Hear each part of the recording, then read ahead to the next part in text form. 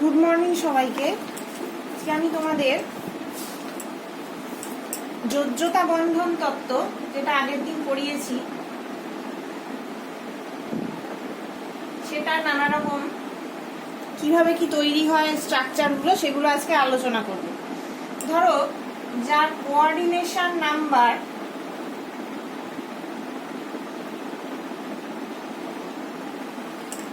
সংকরায়ন মানে হাইব্রিডাইজেশন,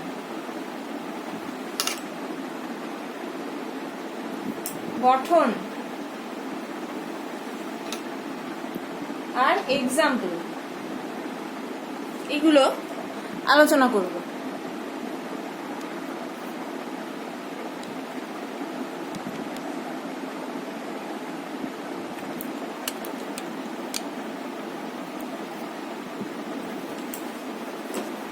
তাহলে যার কোঅর্ডিনেশন নাম্বার 2, তার সংকরায়ন হচ্ছে sp। তার মানে s আর p জেড অরবিটাল মিলিয়ে এই sp হাইব্রিডাইজড অরবিটালটা তৈরি করেছে। এটার জ্যামিতিক গঠন কি হবে না, সরল রৈখিক বা স্ট্রেট লাইন অনুসারে। এর উদাহরণ একটা কি, AgNH3, এই কমপ্লেক্সটা সরল রৈখিক কমপ্লেক্স। আর কোঅর্ডিনেশন নাম্বার 3 হলে কি হবে, sp2। এটা কি কি আছে, s px আর py অরবিটাল মিলে এই sp2 হাইব্রিডাইজড অরবিটাল, সংকরায়িত অরবিটাল তৈরি করেছে। তাহলে এদের গঠন কিরকম হবে না, সমতলীয় ত্রিকোণাকার, সমতলীয় ত্রিকোণাকার, প্লেনার, ট্রাইগোনাল, প্লেনার স্ট্রাকচার। স্ট্রাকচারগুলো আমি তোমাদের পরে বলছি। AgPr3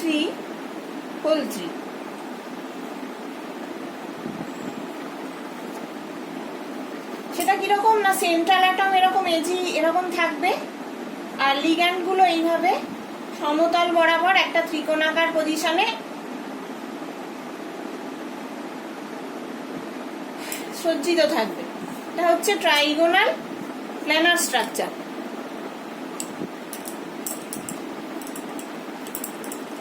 এইবারে হচ্ছে যার 4, তার sp3, তাহলে s px py pz এই চারটে অরবিটাল।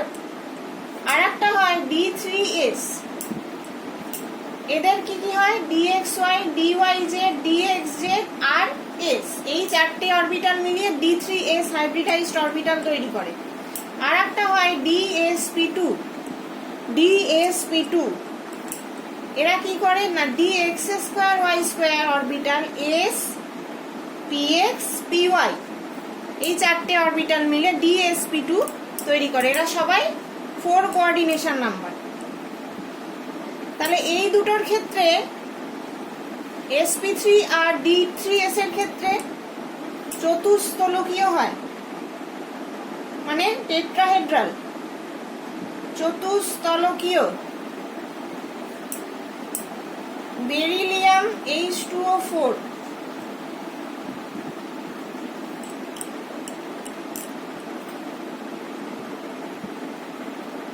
dsp2 এর ক্ষেত্রে কি হয় না, সমতলীয় বর্গাকার, মানে planar structure, square planar. MnO4 minus, NiCN4 minus 2 minus. এটার স্ট্রাকচারটা কিরকম হবে না, টেট্রাহেড্রালের ক্ষেত্রে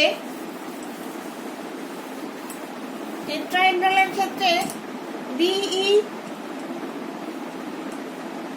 OH2 OH2 OH2 OH2, এদের মধ্যে কোণ থাকবে 109 ডিগ্রি 28 মিনিট। এটা হচ্ছে চতুস্তলকীয় স্ট্রাকচার।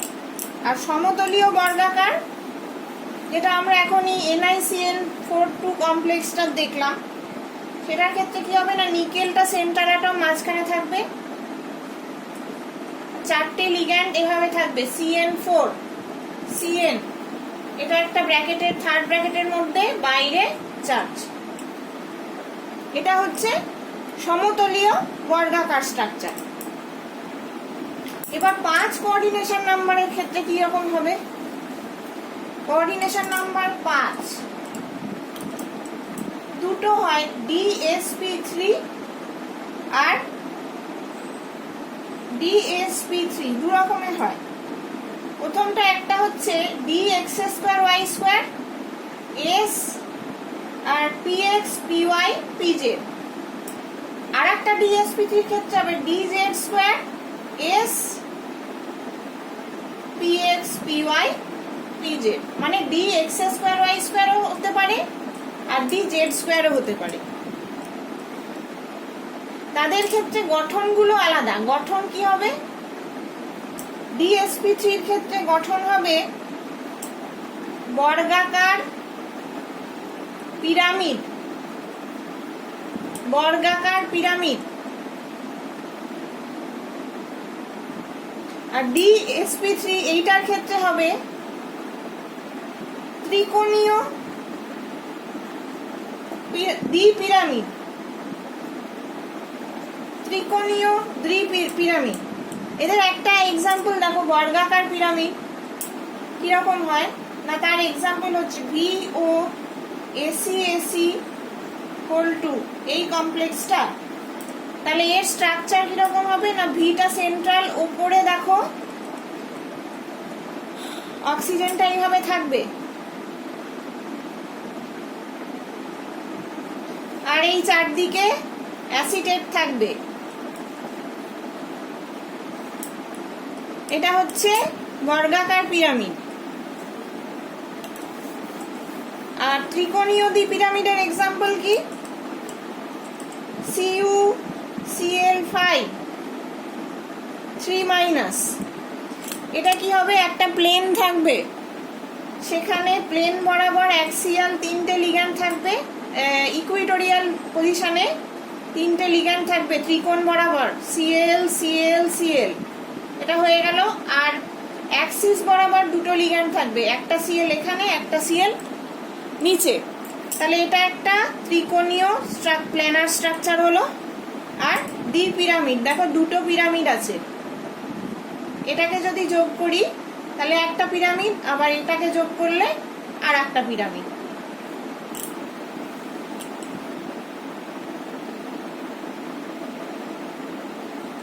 তাহলে আমাদের গেল কোঅর্ডিনেশন নাম্বার 5। এবার যাচ্ছি আমরা কোঅর্ডিনেশন নাম্বার 6।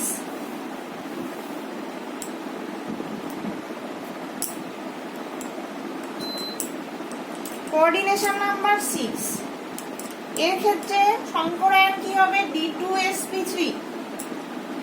এদের মধ্যে দুটো d অরবিটাল থাকবে, dx²y² dz² s px py pz।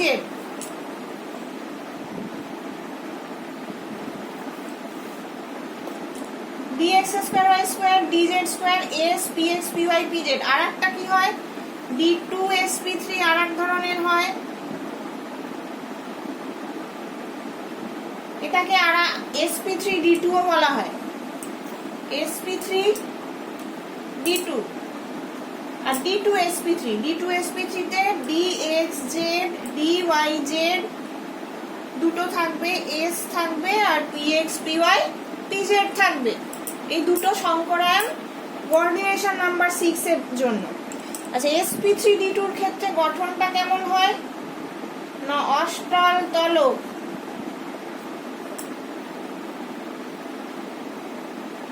এর ক্ষেত্রে গঠনটা কি হয়? ত্রিকোণীয় প্রিজম, ত্রিকোণীয় প্রিজম। উদাহরণ, অষ্টম তলকের উদাহরণ হচ্ছে কোবাল্ট, এই কমপ্লেক্সটা, বা COF6 3+, এটা হচ্ছে অষ্টল তলকীয় স্ট্রাকচার। আর ত্রিকোণীয় প্রিজম, এটা হচ্ছে MoS2C2PH2 হোল 3, এই কমপ্লেক্সটা ত্রিকোণীয় প্রিজম টাইপের হয়।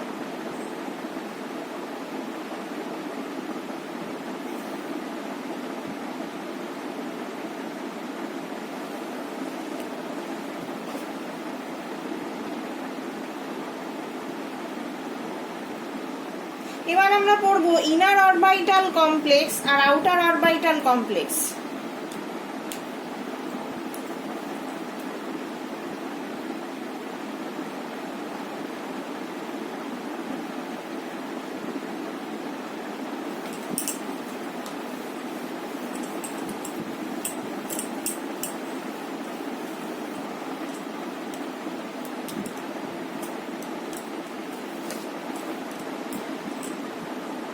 সংকরায়ন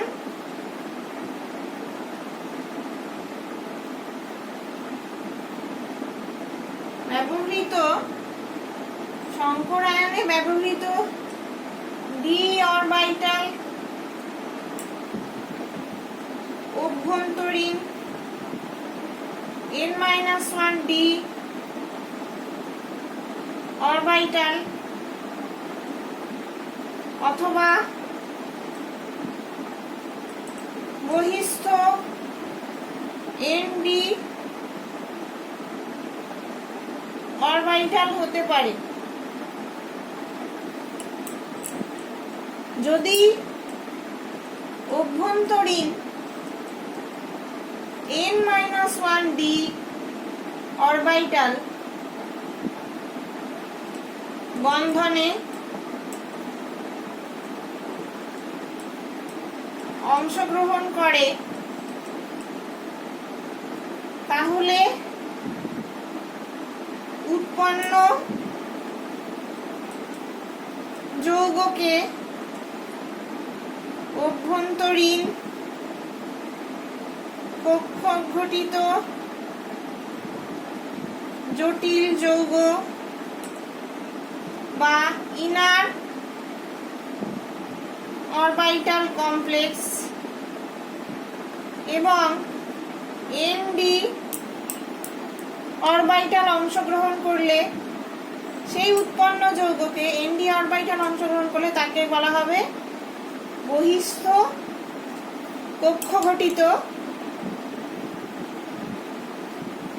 জটিল যৌগ বা আউটার অরবিটাল কমপ্লেক্স। তাহলে ইনার আর আউটার অরবিটাল কমপ্লেক্সের কি ডিফারেন্স, যে সংকরায়নে যে ব্যবহৃত যে ডি অরবিটাল থাকবে সেটা যদি অভ্যন্তরীণ হয় মানে n-1 ডি অরবিটাল হয় অথবা বহিস্থ ND অরবিটাল হতে পারে, দুটো ডি অরবিটালই হতে পারে, ND ও হতে পারে n-1, যেটা অভ্যন্তরীণ n-1 ডি অরবিটাল বন্ধনে অংশগ্রহণ করে থাকলে সেই কমপ্লেক্সটা হবে ইনার অরবিটাল কমপ্লেক্স বা অভ্যন্তরীণ কক্ষক ঘটিত জটিল যৌগ, কিছুই না। আর যেটা যদি ND হয় তাহলে সেটা আউটার অরবিটাল কমপ্লেক্স বলবো। এটা তোমাদের শর্ট কোশ্চেনে কিন্তু আসতে পারে। তাহলে আজকে আমরা অক্টাহেড্রাল কমপ্লেক্স কিভাবে গঠিত হয় ভিবিটি অনুসারে সেগুলো একটা এক্সাম্পল বরাবর স্টাডি করে দেখব।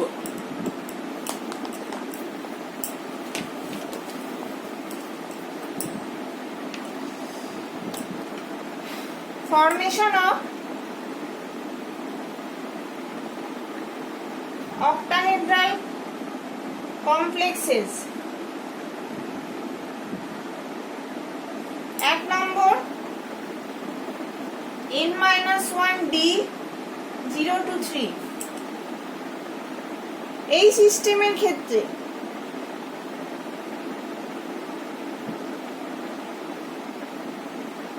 তাহলে দুটো ডি অরবিটাল যদি ব্যবহৃত হয় dx2y2 অরবিটাল আর dz2, এবং এই দুটো অরবিটাল n-1 d থেকে আসে। এখানে পুনর্বিন্যাসের প্রয়োজন হয় না। D2sp3 সংকরায়নের মাধ্যমে এই অষ্টম তলকীয় যৌগগুলি গঠিত হয়।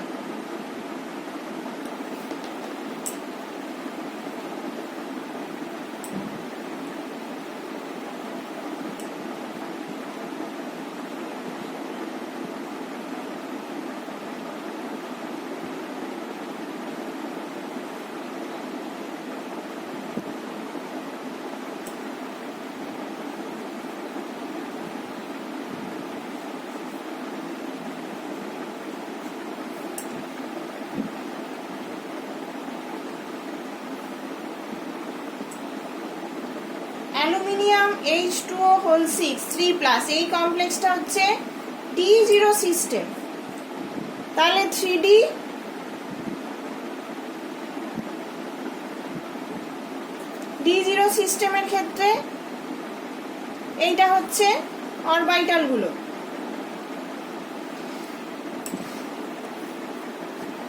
অ্যালুমিনিয়াম H2O হোল 6 এই কমপ্লেক্সটার ক্ষেত্রে দেখো কিরকম হবে, 12টা লিগ্যান্ড, 12টা, তাহলে এক একটা H2O দুটো করে ইলেকট্রন দেবে, তাহলে 6 × 2 মানে 12টা ইলেকট্রন। তাহলে 6টা সেট থাকবে, 5টা এখানে 4s, এখানে 4p। তাহলে প্রথমে 3D 4s 4p, এগুলো হচ্ছে লিগ্যান্ডের ইলেকট্রন।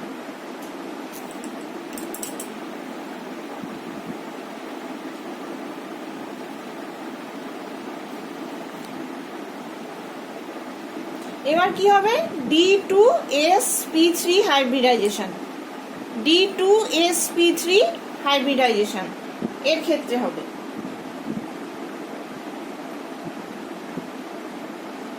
এবার গেল D1 সিস্টেমের ক্ষেত্রে।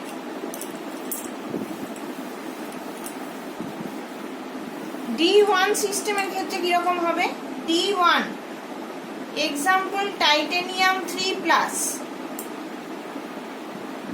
এরা D1 সিস্টেম। তাহলে প্রথমে লিগ্যান্ড গুলো না আসার আগে এর অবস্থাটা এরকম ছিল, এখানে একটা ইলেকট্রন থাকবে, 3D 4s 4p খালি থাকবে। এবারে আমরা যদি 6টা লিগ্যান্ড নিই, তাহলে আরো 12টা ইলেকট্রন ঢুকছে আগের মতো টাইটেনিয়াম এই কমপ্লেক্সটা যদি নিই, তাহলে এর ক্ষেত্রে কিরকম হবে,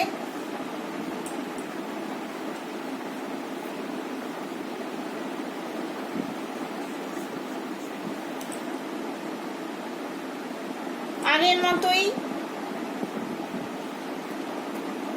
এটা থাকবে, আর এখানে আনপেয়ার্ড ইলেকট্রনটা থাকবে।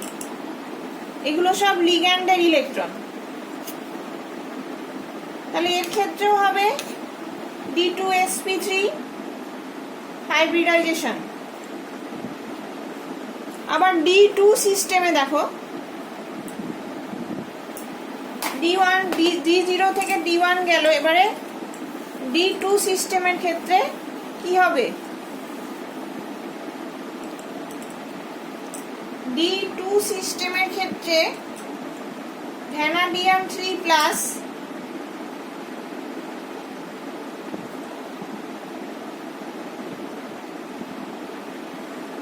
এখানেও তোমার দুটো ইলেকট্রন থাকবে, 3D 4s 4p।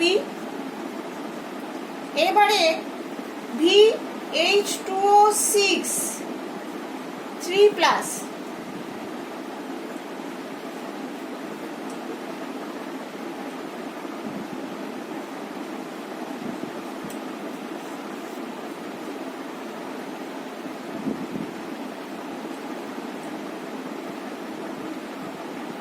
এখানেও দেখো এরকম হবে। তাহলে আবার D2sp3,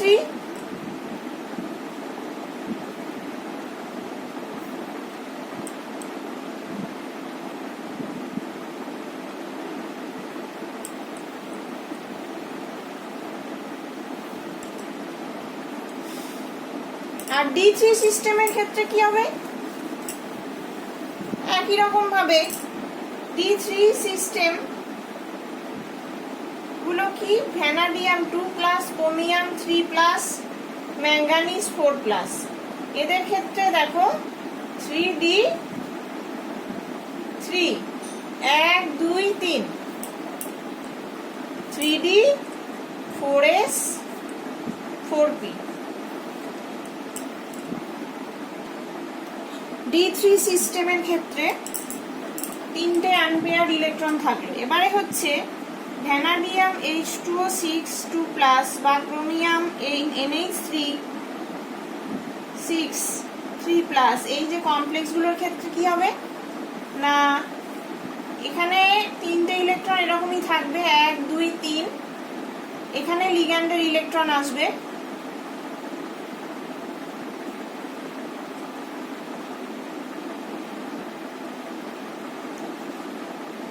D 4s 4p।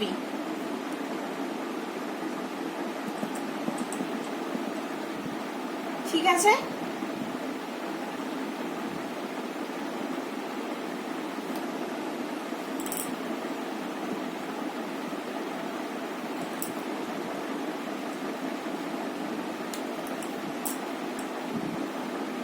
তাহলে এটার ক্ষেত্রেও হবে কি D2 sp3 hybridization.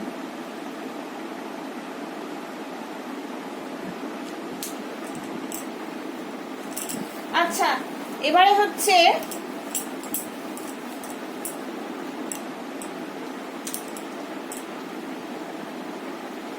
D4 to D6 সিস্টেমের ক্ষেত্রে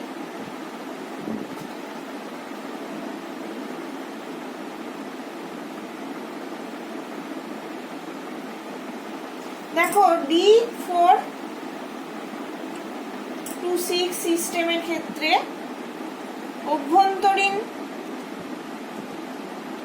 ইনার অর আউটার কমপ্লেক্স কিন্তু আমরা পাই।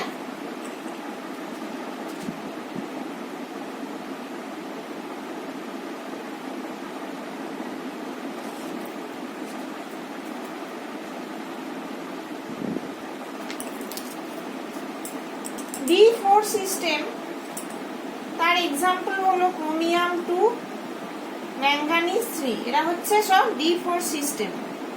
তাহলে 3D 1 2 3 4 5 1 2 3 4 3D4।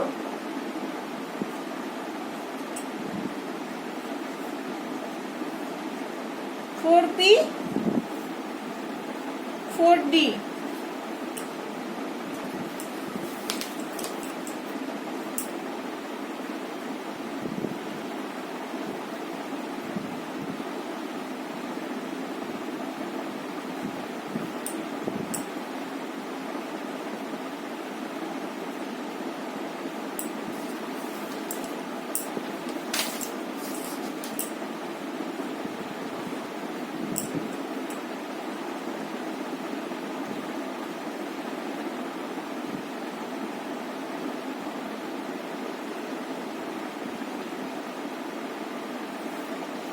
ক্রোমিয়াম বাইপিরিডিন কি মানে আরো 6টা ইলেকট্রন ঢুকলো,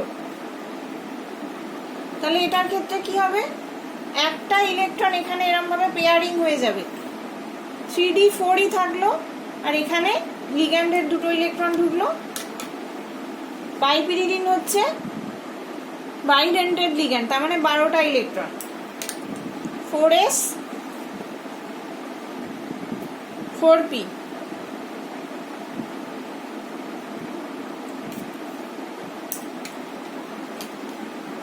লিগ্যান্ড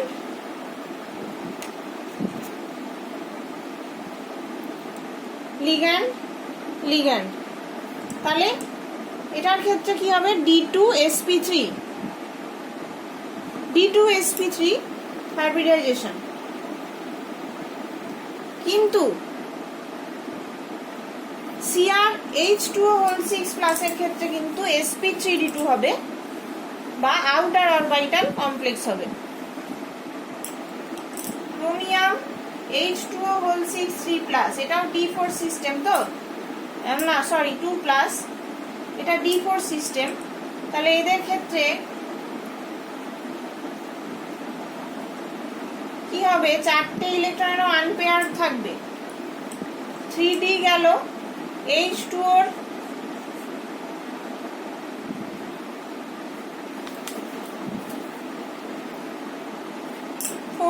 4p, এখানে 4D আসবে, 4D তে দুটো সেট ঢুকবে, 1 এখানে 3টে 2 3 4 5 6 এরকম 6টা সেট 4D তে ঢুকলো। তাহলে sp3 আর এই দুটো D, তাহলে এর সংকরায়ন হবে sp3 D2।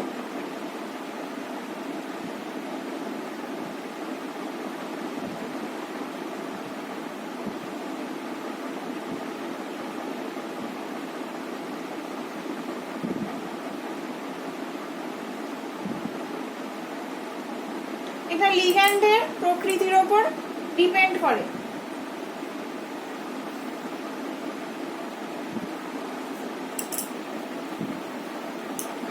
উইক ফিল্ড লাইগ্যান্ডের ক্ষেত্রে যেমন H2 এরা হচ্ছে উইক ফিল্ড লাইগ্যান্ড, Cn- হচ্ছে স্ট্রং ফিল্ড লাইগ্যান্ড। তাহলে এদের ক্ষেত্রে আমরা বেসিক্যালি ইনার অরবিটাল কমপ্লেক্স পাই, মানে D2sp3 কমপ্লেক্সগুলো পাই। আর এদের ক্ষেত্রে জল বা এরকম উইক ফিল্ড লিগ্যান্ডের ক্ষেত্রে আমরা জেনারেলি sp3d2 বা আউটার অরবিটাল কমপ্লেক্সগুলো দেখতে পাই। আজকের মতন এটুকুই থাকলো। পরের দিন D5 D6 সিস্টেম আমরা করব, তাদের হাইব্রিডাইজেশন।